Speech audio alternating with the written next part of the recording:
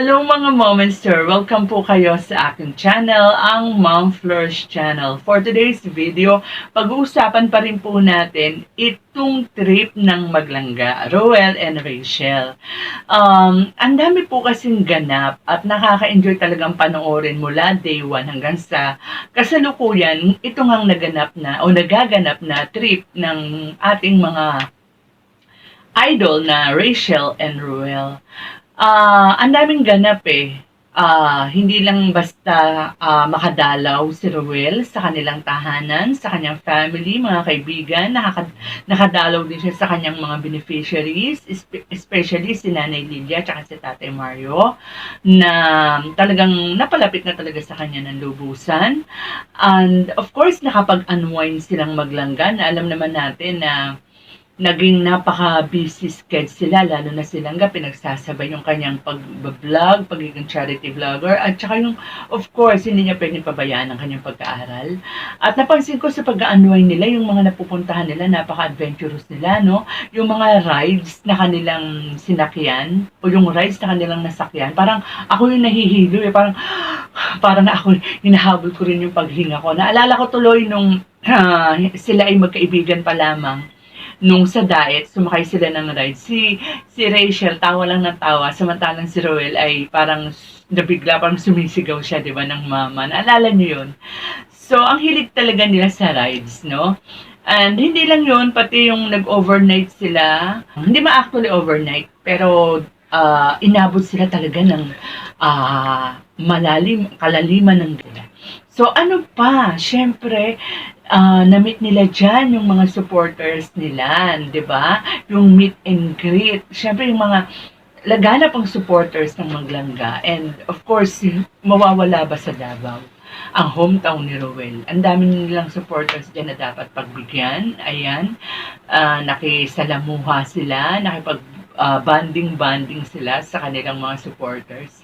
At saka, syempre, ito yung pinakagusto kong part, yung sa kabila ng kanilang bakasyon ay hindi nila nakakalimutan yung pagtulong, yung pagbibigay ng ayuda dun sa mga taong medyo naging kapos sa buhay. And yung isa dyan na buwis buhay na paghahatid nila ng tulong, grabe no, nakakakaba ang taas. Kaya nga nung tawag dito, nung nakarating na sila dun sa lugar na paggaganapan ng feeding program o yung konting programa nila, naringgan ko, hindi ako sure kung si Langga, Rachel o si Hazel, ang nasabi niya, nung hindi raw sila humihinga.